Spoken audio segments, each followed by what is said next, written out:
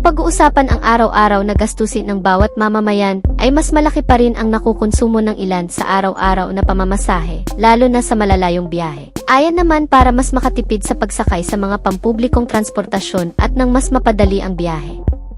Ang ilan ay bumibili ng motorsiklo na alternatibong paraan para kahit papano ay makatipid sa pangaraw-araw na gastusin. Kaya naman kung naghahanap ka ng isang bagong motor na babagay sa trip at hilig mo, tiyak ang bagong motorsiklong ito ay magugustuhan mo. Bukod sa may katipiran ay madalas mapapakinabangan kahit sa hanap buhay at may matibay na kalidad. Ito rin ay mas mura lang. Mula sa Honda brand ang bagong modelo na kalalabas lang din, ang praktikal na katangian na nilalaman nito, kasama ng kabuang presyo, yan ang aalamin natin.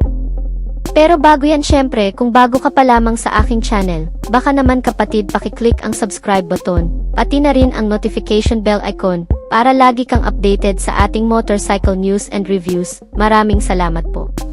Kung ang Yamaha motorcycle brand ay naglabas ng pinakabagong NMAX 155 Turbo 2024 model, ang Honda ay naglabas din ng pinakamagandang commuter na sobrang tipid sa gasolina. Mas madaling gamitin at mas mapapakinabangan ng marami sa pangaraw-araw, ang bagong Honda Beat. Halos kasabayan lang din ng paglabas ng Yamaha NMAX, isang Honda Beat na may pinakaabot kayang presyo na motorsiklo ng Honda dito sa bansa na nag-offer ng pinakamaasahang kalidad na commuter service sa pangaraw-araw. Ginagamit sa long ride o di naman kaya sa pagdi-deliver ng ilan nating mga kababayan. Isa rin ito sa mga nanguna ngayong taon na nagdala sa pangalan ng brand bilang isang mapagkakatiwalaang scooter sa abot kayang presyo lang na 70,900 pesos hanggang sa 73,900 pesos lamang.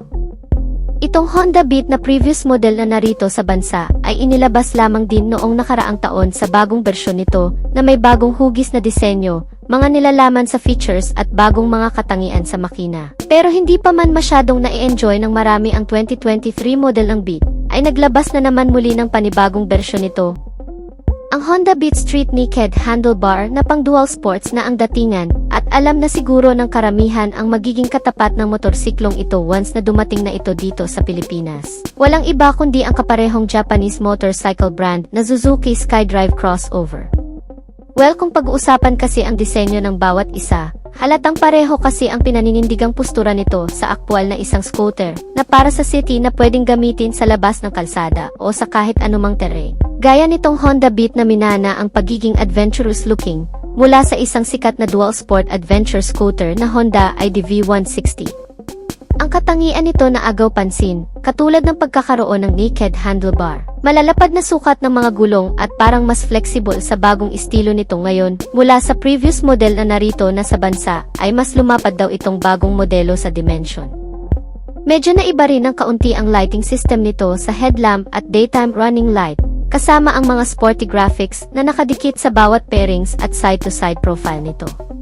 Magmula sa makina, itong bagong Honda Beat na naked handlebar ay pinapagana ng isang 109 cubic centimeter displacement capacity, naka 4-stroke, single cylinder, with 2 valves at naka-air-cooled pa ang cooling system. Naka-single overhead camshaft na rin ito na may Euro 3 compliance ang emisyon. Meron itong boring stroke size na 47 by 63.1 mm, habang ang compression ratio nito ay 10.0:1.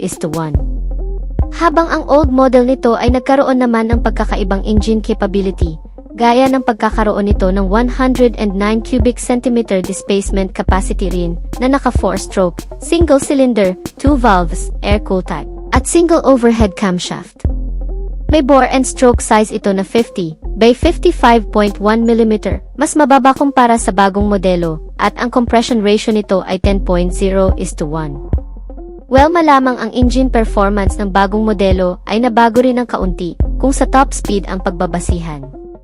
Pagdating naman sa transmission type, ang parehong modelo ng Honda Beat New Generation at ng previous model ay nakakuha ng CVT type na klase ng transmission na may variable gear shifting.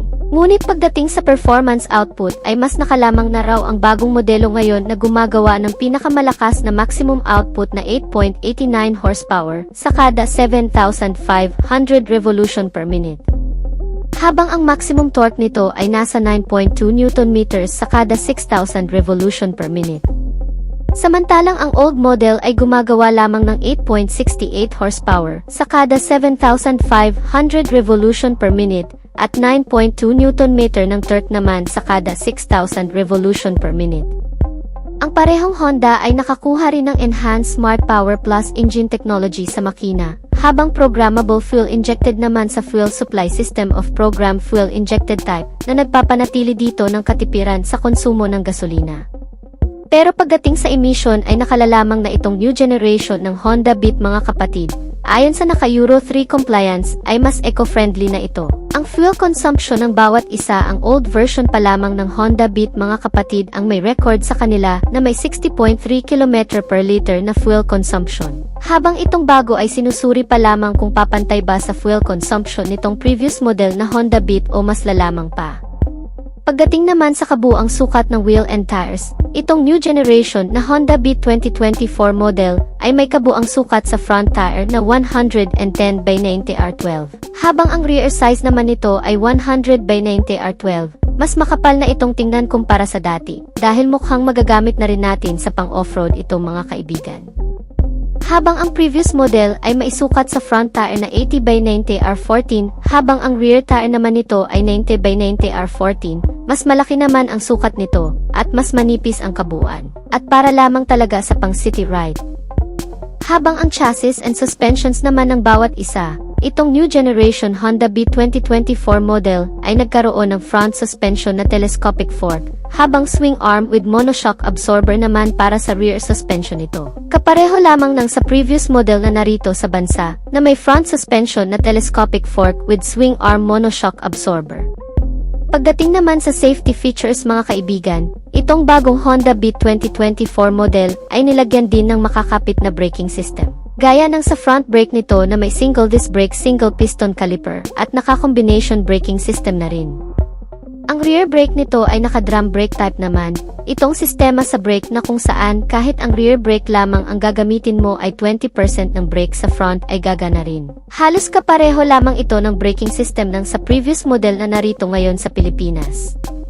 Wala namang masyadong pinagbago pagdating sa bagay na yan. Ang maganda lang talaga sa bagong modelong ito mga kaibigan ay mas naging convenient. Komportable sa mga nilalaman gaya ng mas pinalapad na front flat footboard na mas magiging komportable ka na habang nakasakay dito. Another cargo space din ito lalo na kung ginagamit mo itong motor sa pagde-deliver. Meron itong dalawang console packet.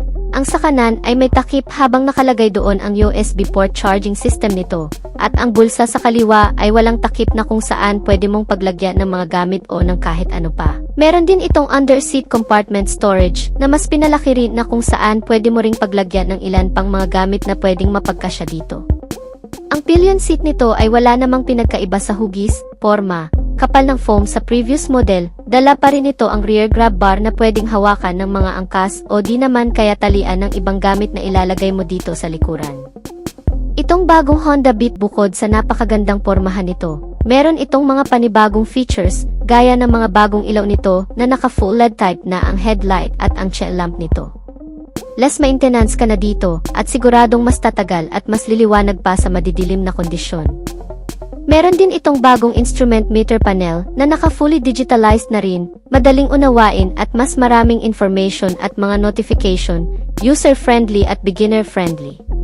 Pagdating sa maximum speed ay halos katulad lamang din ang kabuuang bilis nito sa dati na umabot ng 100 km per hour. Well, yan naman ang mas magugustuhan dito ng marami. Dahil kahit hindi ganoon kalakas at kabilis itong modelo ay marami pa ring tumatangkilik. Di naman kasi kailangan ng iba ng mas mabilis. Ang maganda lamang ay mas matibay, mas tatagal at mas titipid sa fuel. Meron itong USB charging system na fast charging. Magagamit ng ilang mamamayan na ginagamit itong motor pa ang hanap buhay gaya ng delivery rider. Pagdating naman sa kabuang dimension, ito rin talaga ay nagbago ngayon pagdating sa new generation na Honda Beat 2024 model. Ito ay may kabuang haba ngayon na 186.8 cm.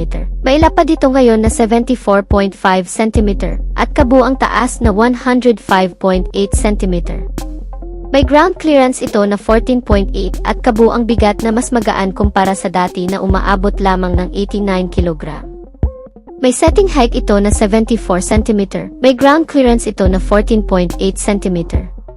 Meron pang mga ilang aspekto itong bagong modelo at previous model na magkapareho din, gaya ng pagkakaroon nito ng safety feature. Itong new generation at old model ay nakakuha ng parehong shutter lock system sa ignition nito, para nang sa ganoon ay hindi basta-bastang mabuksan, makarnap o magalaw ng kahit na sino ang ignition at mapagana itong motor. Sinamahan din ng pass switch, engine check warning para ma-alert tayo sa mga kondisyon ng makina nito kung dapat na bang dalhin sa pinakamalapit na service center.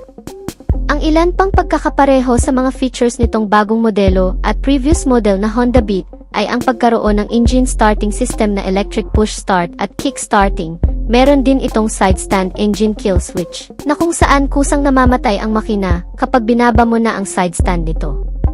Pagdating naman sa fuel tank capacity, itong bagong Honda Beat 2024 model ay nagkaroon ng mas malaking fuel tank na may 4.2 liters. Habang ang previous model na Honda Beat na nasa Philippine market ngayon ay meron lamang 4 liters na fuel tank capacity.